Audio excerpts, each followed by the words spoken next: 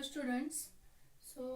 In this class we will see the theorems depend on the calculus of residue. In the last class I have given the definition of residue. What is meant by residue? Okay, so if you see the Lorentz series expansion, so the principal part of the Lorentz series expansion, okay, in the principal part we are having some finite numbers of terms. So let us take b1 by z minus a, b2. Already I have given this all term. So in that we know that the value of b1 is given by what? 1 upon 2 pi I c integration of f of w dw. Here we can call b1 is nothing but the residue of the function f at the point a, and it is given by what? Residue of f of z at the point a. Okay, so this is the definition of residue. But for the example, how to find the residue of the given function? So for that we have to see some two theorems. So first is, if z is equal to a is the simple pole of f of z. If z is equal to a is the simple pole of f of z, then the residue of f of z at the point z is equal to a is given by, this is the notation, residue of f of z at the point a, this is equal to what? Limit of at z tends to a, z minus a into f of z. We have to prove this. Okay, so what is given? Since z is equal to a is the simple pole, and you know what is the meaning of simple pole? Simple pole means it is the pole of order 1, and using the definition, if it is the simple, okay, let us take if okay, z is equal to a is the pole of order m. If z is equal to a is the pole of order m, what I said, the principal part of the Lorentz series expansion contains m terms. Then we can say z is equal to a is the pole of order m. If it is the simple pole means order is 1. If it is order is 1 means your principal part of the Lorentz series expansion contains only one term.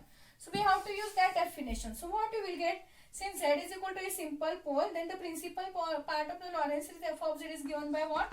F of z. You know the Lorentz series expansion, it is given by summation of n is equal to 0 to infinity a n z minus a raised to n plus b1 divided by z minus a, because this is the principal part. See, in general how we will represent the principal part? Summation of n is equal to 1 to infinity, next bn, and I think z minus a raised to minus a. This is the principal part. But here z is equal to a is the simple pole. Then using the definition of pole, the principal part contains only one part. So that one term, that is nothing but b1 divided by z minus a. Okay, so this is the Lorentz series expansion because z is equal to a is the simple pole. Now expand this. What we will get? F of z is equal to, if you substitute the value of n is equal to 0, 1, 2, 3, so on, what you will get? Your first term is a naught plus next term is a. If you substitute here n is equal to 1, you will get 1 a1 z minus a raised to 1, that is nothing but z minus a. If you substitute 2, you will get a2 z minus a raised to 2 plus and so on, and here we are having b1 divided by z minus a. Now multiply z minus a on both sides. So what you will get here? It is z minus a into f of z, and here you will get it is, if you multiply, I will multiply this z minus a through this whole equation, limit z minus a, or you can multiply to each term, no problem. You will get z minus a into a naught plus a1 into z minus a into z minus a, so it is z minus a whole square, plus a2 into z minus a into z minus a, so it is z minus a whole a cube whole cube, plus so on. Here if you multiply z minus a, this get cancelled, so only we remains with b1. Okay, now we can take limit on both sides. I will take limit as n tends to infinity on both sides. So what you will get here? Limit as z tends to I will take limit as z tends to a. Z tends to a because we have to prove this one. In the statement we have to prove at z tends to a. So I will take this limit into z minus a into f of z is equal to limit as z tends to a. Okay, and what are the terms we are having? A naught into z minus a plus a1 into z minus a whole square plus a2 into z minus a whole cube plus and so on plus b1. Okay, if you are taking limit as z tends to a, we can take limit separately here. So if you take a minus a, it is 0. 0 into this term, so this term vanishes. Similarly, a minus a 0. So all the term vanishes. So only we remains with what? Limit as z tends to a b1. But here b1 is nothing but constant term. And limit of constant is always that term itself. So you will get here it is nothing but b1 itself. So what we are having now? We are having b1 is equal to limit as this side. Z tends to a, z minus a into f of z. But we know that the definition of residue b1 is nothing but residue of the function, and it is denoted by what? Residue of f of z at the point a. So we can write b1 is nothing but residue of f of z at the point a, and it is given by limit as z tends to a, z minus a into f of z. Okay, that is the required proof. So proof is very easy here. Okay. So this is when if your z is equal to a is the simple pole. Similarly, because we have to solve the examples depend on this. Okay. So if your pole is simple, we will use this formula. Okay. We will use this formula. But if your pole is of order 2, or if your pole is of order 3, or it is of order 4. In general, if it is of order m, then what is the formula to find the residue of the function? Okay, so our next theorem is important for 5 marks. They ask this theorem for 5 marks. Suppose if z is equal to a is pole of order m. I will write in short. If z is equal to a is the pole of order m of the function f of z, then the residue of f of z at the point z is equal to a is given by residue of f of z at the point a, and this is equal to 1 divided by m minus 1 factorial into limit as z tends to a into d raised to m minus 1 divided by dz raised to m minus 1 derivative of z minus a raised to m f of z, where z is equal to a is the z is equal to a is the pole of order m. Okay, this is very important theorem for 5 marks, and this is the formula to find the residue of the function at the point a if your a is the pole of order m. Suppose if your z is equal to a is the pole of order 2, what you will get? It is 2 minus 1. So 1 factorial is 1. So 1 by 1, 1. Here what you will get? D raised to 2 minus 1. So d by dz you will get. So first derivative of this function you will get. Okay. Similarly, if it is of order 3. Now suppose if it is of order 1 only. That is the simple pole. If you substitute, what you will get? 1 minus 1 is 0, and 0 factorial value is always 1. So you will get this is 1. Next what you will get? Limit as it tends to a. Here what you will get? D raised to m minus 1. 1 is, m is 1. 1 minus 1 is 0. So d raised to 0 is 1. dz raised to 0, you will get this value is 1. So what we remains with? Z minus a. Value of m is 1. So it is m only into f of z. Just we proved this theorem. That is nothing but if your z is equal to a is the simple pole. Same theorem we proved. Just we proved that theorem. Okay. So in generally if it is of order m. Let us see. Again, using the definition of pole, whatever Lorentz series expansion contains, Lorentz series a principal part. If it is simple pole, it contains only one term. If it is of pole of order 2, it contains two terms. But we have taken it is of pole of order m, so it contains m term. So we will write that first. Summation of n is equal to 0 to infinity an z minus a raised to n plus what you will get the principal part? b1 divided by z minus a plus b2 divided by z minus a whole square plus and so on bm divided by z minus a raised to m, because here m is equal to z is equal to a is the pole of order m. Okay, expand this the analytic part. What you will get? A naught plus a1 z minus a plus a2 z minus a whole square plus and so on. Next plus b1, this term remains as it is, z minus a plus b2 divided by z minus a whole square plus so on bm divided by z minus a raised to m. Okay. Now I will multiply z minus a raised to m on both sides. So what you will get? You will get this side is nothing but z minus a raised to m into f of z. Now if you multiply here z minus a raised to m, what you will get this term? A naught into z minus a raised to m. If you multiply here, what you will get? Plus a1 into z minus a raised to z minus a into z minus a raised to m. So z minus a raised to m plus 1.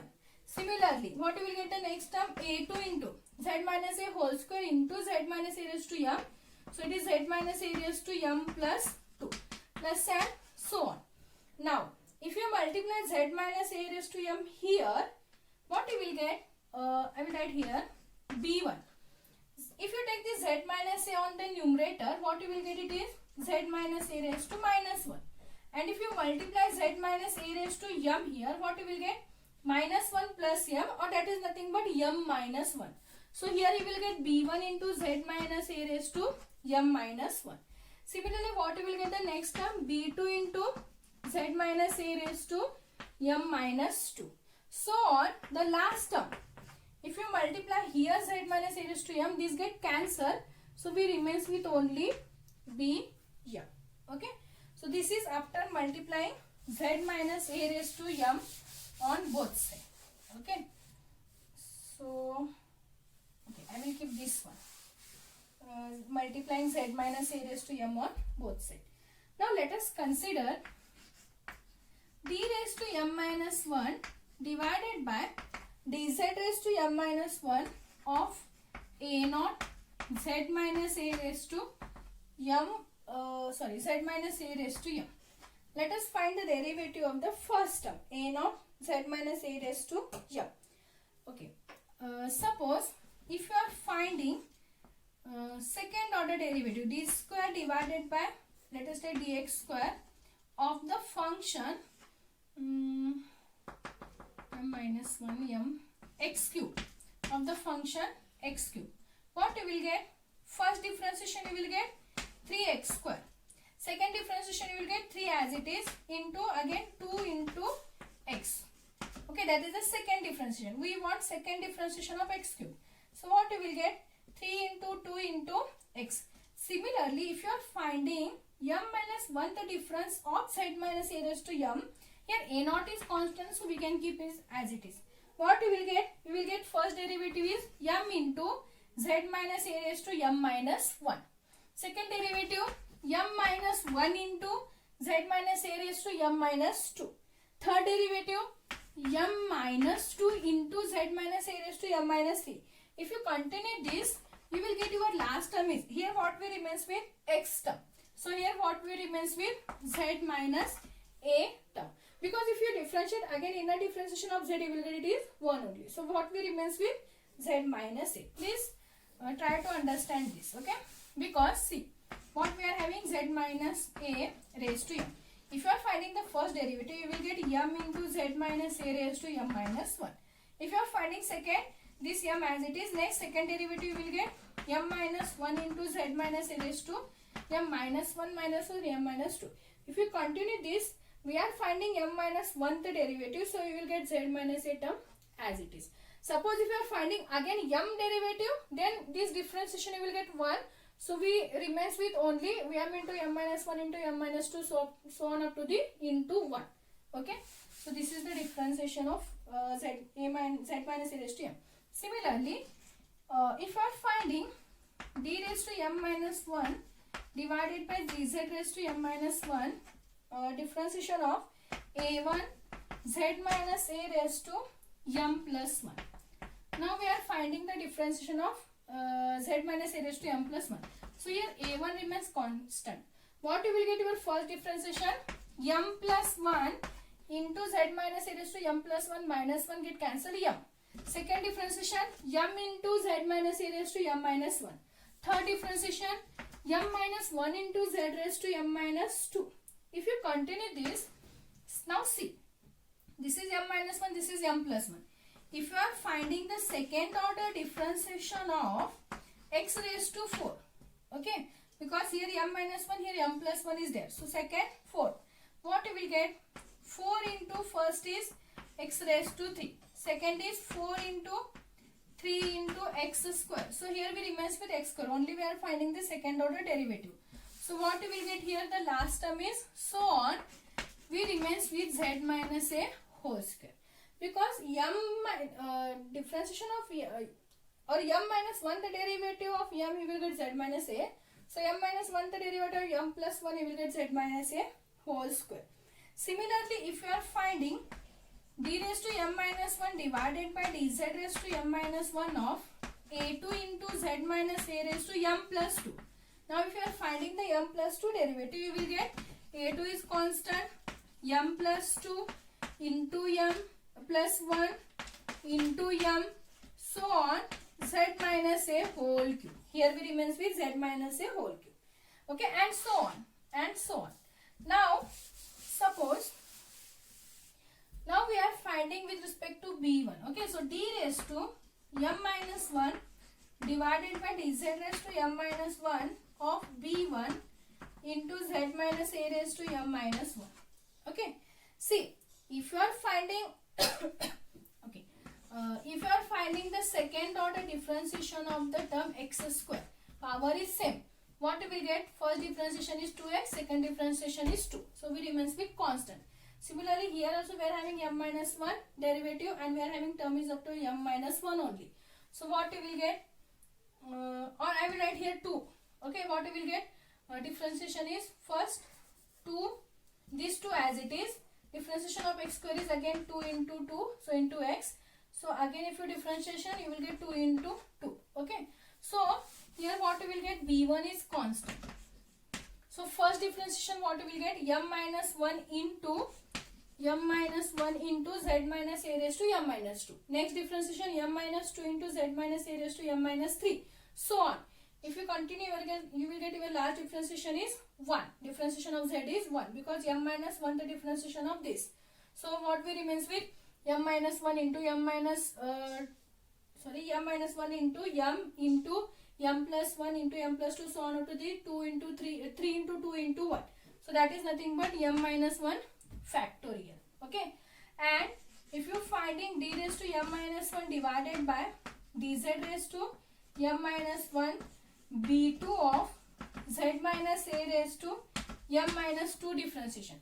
Suppose if your m minus 1 the differentiation of m minus 1 term is constant, then what you will get? The differentiation m minus 1 the differentiation of m minus 2 term, it is nothing but 0. You will get again next differentiation is nothing but 0.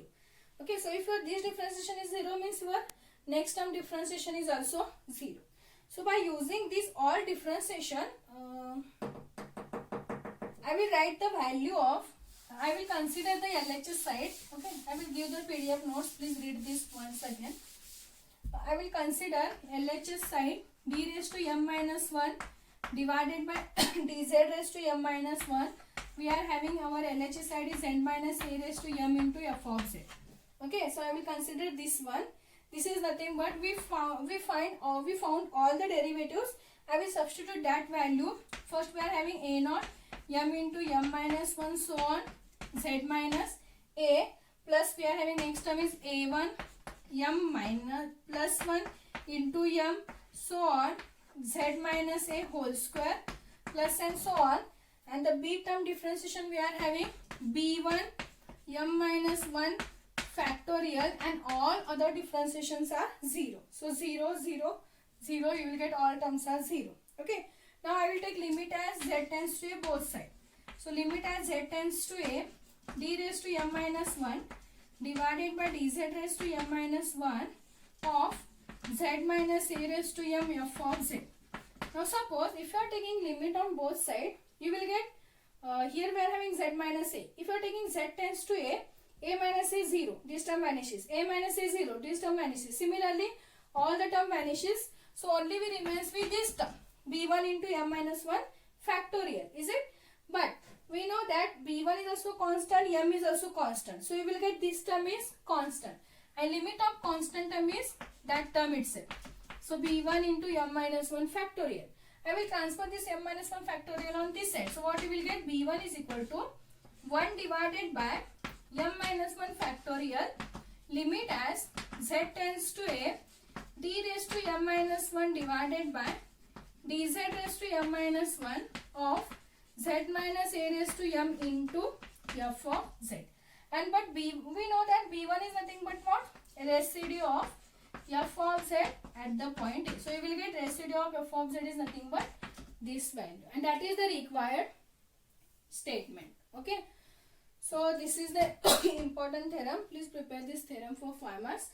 Now based on these two theorems, we will solve the examples. First, if two types are there. First, if your given pole is of order 1 or it is a simple pole, then we will use that result. If it is the pole of order 2, 3, 4, so on. In general, if it is the pole of order m, we will use this result. Okay. So we will see the examples in the next class.